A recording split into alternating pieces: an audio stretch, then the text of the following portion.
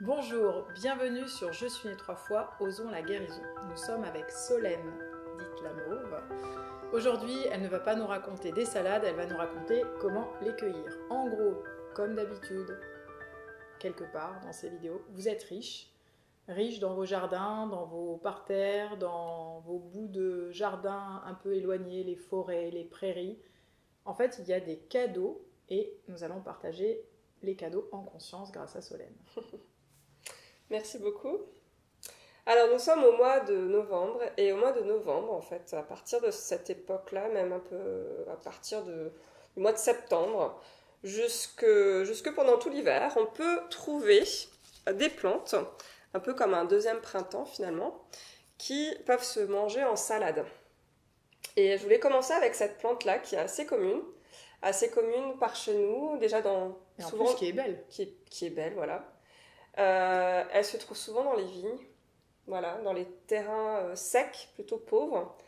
C'est la Diplotaxis erucoides. Attends, tu nous l'as refait? La Diplotaxis erucoides. Le jeu, c'est de répéter après Solène. Est-ce qu'il y a un mot pour... Non, alors, c'est la fausse roquette. Ça, c'est bien. Ou la moutarde blanche, également. Super. Comme j'aime l'appeler. Parfait. Puisque c'est une plante, tu vas voir, qui est très proche au niveau du goût de la moutarde. Est-ce que tu es prête? Ah oui. Alors, tu peux goûter par exemple les fleurs, tu peux goûter les graines.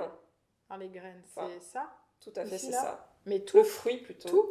Alors tout. Alors, tu vas voir, il est un peu dur, donc c'est plutôt entre les dents, tu vas les mâchouiller. Attends, et tu peux aussi manger les feuilles. Que ce soit fleurs, ça c'est fruits alors? Fleurs, fruits ou feuilles? Oula. Oh, la fleur, elle... Attendez, j'ai mangé... Enfin, je sais pas si vous avez vu, j'ai mangé une petite fleur comme ça. C'est ça, elle dépote. Mais c'est incroyable. Hein. Alors, ce que tu ressens, en fait, entre tes dents... Ah oui, parce que ça explose dans... Ça explose. C'est une molécule qui est soufrée. Donc, c'est un glucosinolate qui s'appelle... C'est une molécule, c'est un isothiocyanate. Bon, ça, c'est vraiment... je suis chimiste, donc je parle de chimie. Mais c'est vraiment, en fait, ce qu'on ressent quand on mange, finalement, cette roquette-là, cette fausse roquette-là. On ressent le soufre qui explose en bouche. J'ai presque, sans rigoler, excuse-moi, je me disais, mais qu'est-ce que je sens? Je ressens presque du wasabi. Ah, mais c'est ça, mais tout à fait. Et le wasabi fait partie de la même famille. Vous rigolerez moins quand vous allez goûter, là. La moutarde fait partie de la même famille que cette plante. Ah donc ouais. C'est une plante en fait de la famille des brassicacées. Les brassicacées sont la famille des choux. Tout ce qui est chou en fait contient du soufre. Le soufre pour la plupart du temps est perdu à la cuisson. C'est pour ça qu'en général quand on mange un brocoli, on ne ressent plus vraiment le soufre. Par contre si on mange un brocoli sauvage ou qu'on mange un brocoli cru, on peut encore ressentir un peu ce côté soufré. Alors cette plante bien sûr peut se manger crue en salade si on aime bien sûr le goût moutardé. Mais on peut préparer, on peut en mettre très peu. Comme un condiment. C'est ça, tout à fait, comme un condiment. Mais par exemple, imaginons, là j'en ai dans le jardin, donc je peux garder ça, ou je vais en ramasser, hop, j'en mets dans ma salade, ou alors je le fais sécher. En sec, ça ne marche pas forcément très bien. Donc je vais en ramasser et voilà, je le mange. C'est ça. Tu peux les mettre aussi dans l'huile, un peu comme une moutarde. On pourrait préparer par exemple une moutarde avec les graines contenues dans le fruit qui s'appelle la silique. En termes botaniques. On peut utiliser les fleurs en décoration d'assiette. C'est super beau. On peut utiliser les feuilles soit en salade, soit en pesto. Voilà, il y a vraiment plein de choses à faire. Et en blague, les fleurs. Tu mets les petites fleurs, tu dis, oh, c'est joli. Et là, je peux les manger, entre guillemets, qu'elles soient grandes, petites. Alors, plus elles vont être petites, plus elles vont être tendres. Ouais. Donc, c'est plus intéressant en salade. Quand elles sont grandes, oui, on peut, si on les hache finement, mélanger dans une salade, c'est plutôt intéressant. Et soupe?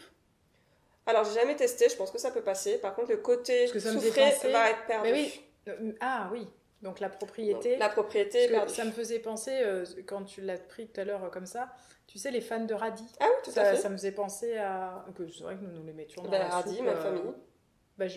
Du coup, les fans de radis, nous les mettions dans la soupe. Voilà, c'est ça. Ouais, on peut tout à fait, sans problème. Ça fait de la verdure. Donc en gros, toi, tu manges tout sauf la tige, quoi. Voilà, c'est ça. C'est zéro déchet avec Solène Lamour. C'est ça. Et après, elle fait du compost. Voilà, c'est ça. Non, en tout cas, c'est une plante très intéressante. Tu sais que le côté soufré est très bon pour la santé. Justement, quand on est malade, par exemple, quand on est un peu congestionné, surtout au niveau des bronches, on faisait à l'époque des cataplasmes de moutarde. de moutarde. Voilà. Exact. Tout T'en à as eu? fait. Alors, moi, j'en ai jamais eu. On m'a dit que c'était très intense au niveau du Moi, torse. j'en ai eu. Ça brûlait. Moi, j'en ai eu et je me souviens que j'étais en mode. J'étais rouge, écarlate en dessous. Par contre, l'effet, il est. Immédiat. Ah oui, c'est plus fort qu'une bouillotte. Ça fait vraiment comme un feu. Ouais. Mais du coup, tu sens que le mal part. Exactement. Vraiment.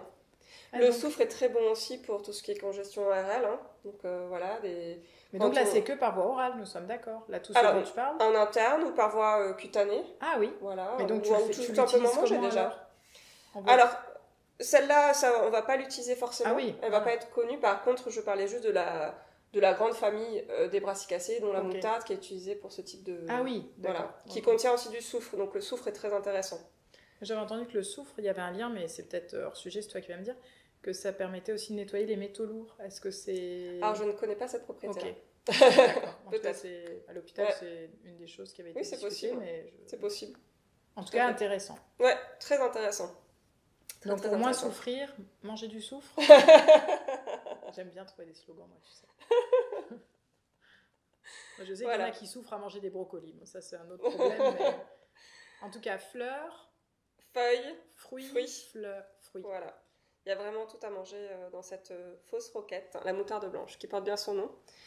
Une autre plante de la même famille, alors elle fait un petit peu... Elle est un peu plus fatiguée, parce qu'en fait, je l'ai ramassée en début d'après-midi. Donc, voilà. C'est la même famille, pourtant. C'est la roquette jaune, sauvage, hein, qu'on achète aussi dans notre primeur, chez notre maraîcher. Donc c'est vraiment la roquette de base qui a vraiment la forme de la feuille de la roquette qu'on achète au supermarché. Très très typique. Mais dont nous voyons rarement les fleurs là au supermarché. Et qu'on voit rarement les fleurs, tout à fait. Les fleurs sont belles, ces ont 4 pétales, jaunes, comme la plupart des familles des brassicacées. Tout à fait, les fleurs sont très jolies. Ah ouais. Et là, pareil, si tu as envie de goûter, tu peux goûter les fleurs, tu peux goûter les feuilles. Je me méfie. Voilà. Alors, c'est beaucoup moins moutardé que la fausse roquette. Hein. Ah oui, bah oui, c'est de la roquette. C'est de la roquette. Oui. Tout à fait. Moi, je goûte la fleur, tu vois. Alors, la fleur est un peu plus sucrée. Il y a un petit peu plus de nectar. Et le goût piquant vient après. Mais ça, par exemple, est-ce que je peux en planter dans mon jardin ? Ça se plante, ça se sème tout seul, ça. Ok. Oui, mais si j'en ai pas. C'est une implantable. Ah oui, d'accord. C'est une plante sauvage. Elle fait sa vie. Elle vient s'installer là où elle trouve le terrain adéquat pour s'installer. Mais tu peux essayer de récupérer des graines et la faire venir chez toi si tu veux. D'accord. Tu peux domestiquer une plante sauvage. Tu peux l'inviter si tu veux. Ah ça, Moi, j'en ai plein chez moi sur mon terrain qui poussent. J'ai des champs et des champs de roquettes. Je sais pas si tu seras d'accord ou pas d'accord, mais moi, c'est ma grand-mère qui disait que souvent, ce qui pousse de manière sauvage, c'est intéressant de voir ce qui pousse près de chez nous. C'est peut-être que nous en avons besoin. Oui, c'est alors, vrai, je sais pas si j'ose dire ça à une chimiste et une botaniste. Mais voilà, est-ce que c'est... J'ai déjà entendu ça, je trouve que c'est beau. Et donc les propriétés de la roquette ? Alors c'est les mêmes types de propriétés que la moutarde blanche, hein. La même chose. Contient aussi du soufre en moins grosse quantité quand même, on sent que c'est un peu plus doux. Ah oui. C'est des plantes en général qui faut pas... acide. Un petit peu plus acide, ouais. C'est des plantes où il ne faut pas abuser non plus. Enfin, en général les mélanger avec d'autres types de salades. Parce qu'en fait elles vont esquinter un peu les muqueuses digestives si on en mange en trop grosse quantité. Voilà, mais c'est à peu près les mêmes types de propriétés. Donc très bon pour tout ce qui est bronchite, troubles ORL. Voilà. Et donc tu as beaucoup de bronchite et de troubles ORL. Alors, mes troubles ORL, oui, c'est assez typique là en cette saison, c'est assez atroce. Mais bon, voilà, hein, mais je devrais peut-être en manger plus souvent. Eh ben, en tout cas... En tout cas, il y a peut-être une invitation de la nature. Tu as raison, je vais y réfléchir. Et alors celle-là, la troisième ? Alors la troisième, la version énorme. Voilà, c'est le pissenlit. Alors pourquoi j'avais l'idée que le pissenlit, enfin moi, quand j'étais petite, je le ramassais au printemps. Tout à fait. En fait, on est au mois de novembre. Il a beaucoup plu. Ah. Et c'est comme un petit deuxième printemps pour les plantes. Elles se sentent en fait au printemps. D'ailleurs, il y a du pollen qui est en train de ressortir. Voilà, il y a vraiment, ça fait vraiment un deuxième printemps. Moi, j'aime bien dire que c'est un deuxième printemps, l'automne. Hein. C'est les conditions idéales. Il fait chaud, il y a la pluie. les plantes étaient en berne pendant tout l'été, elles ont arrêté leur croissance et là elles recommencent. Donc c'est vraiment idéal pour elles. Le pissenlit, donc c'est des feuilles qui sont disposées en rosette. Ça c'est une feuille de pissenlit. En effet, elles peuvent être plus petites, elles peuvent être plus grandes. Il y a différents types de... Alors, c'est des variétés, on parle. Hein. En fait, les salades sauvages, en général, ont beaucoup de formes différentes. On appelle ça le polymorphisme. Poly pour plusieurs, morphisme pour forme. Et donc, en fait, quelquefois, on va retrouver des salades qui sortent un peu d'ordinaire, que vous n'avez pas l'habitude de voir, mais on retrouve bien pourtant les espèces de crochets là, qui remontent, qui redescendent sur la rosette globale, si on imagine bien. Oui. La forme du pissenlit. Et normalement, au centre de la rosette, on devrait voir des petits bourgeons de fleurs qu'on pourrait utiliser en capre, par exemple. Donc on pourrait attendre la floraison pour faire des fleurs donc d'une couleur jaune, hein, qu'on connaît bien, les fleurs de pissenlit qu'on pourrait faire, par exemple, de la cramaillotte, qui est une petite confiture de fleurs de pissenlit. Je ne sais pas si vous avez déjà goûté ça. En tout cas, c'est vraiment très bon. Là, je ne peux pas confondre avec quelque chose d'autre. Alors, les salades, c'est compliqué. Il faut bien les identifier. Bon, moi, je sais reconnaître une feuille de pissenlit quand j'en vois une. Parce que là, par exemple, Jean, je ramasse ça. Alors ça, c'est un rumex. Alors, c'est pas forcément... Ça ressemble pas trop, hein, quand même. Hein. C'est une autre famille de plantes, déjà. C'est pas du tout la famille de la salade. C'est la famille des polygonacées. C'est la famille des rumex. Donc ça n'est pas une salade. Non. Oh bah alors, c'est le rumex violon qui est assez balèze, je dois dire. Il est assez gros aussi pour la saison. Hein. Alors c'est une oseille en fait sauvage qu'on peut utiliser culinairement parlant, qui est pas la meilleure du monde et qui contient surtout beaucoup d'acide oxalique qui peuvent s'accumuler. Moins facile à dire. Ouais. Et qui provoquent des coliques néphrétiques si on est susceptible d'en faire en tout cas. Donc c'est pas forcément très intéressant. En tout cas, juste pour vous dire par rapport au pissenlit, le pissenlit est très intéressant. Parce qu'il est amer. Donc tout à l'heure. Rebelote, amer. Rebelote, le côté amertume. Ça, c'est avec le romarin. Cholérétique, cholérétique et cholagogue. Ouais. Donc tonique du foie également, très intéressant. On peut faire un succédané de café avec les racines torréfiées. Donc les racines qui aussi ont des propriétés amères, un petit peu comme la chicorée. Qu'est-ce qu'on peut dire? On peut faire des capres avec les boutons floraux, on peut faire la cramaillotte avec les fleurs. Voilà, il y a vraiment plein de choses à faire avec le pissenlit. Tout se mange en pissenlit. Il ne faut pas le manger par la racine, par contre. C'est génial. Bah, merci beaucoup, Solène, et à bientôt.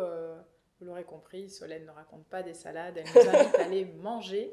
Donc à très bientôt pour de nouveaux conseils sur les plantes médicinales qui sont là, tout près de nous, et peut-être que nous ne connaissons pas encore. À très bientôt sur Je suis née 3 fois. Merci.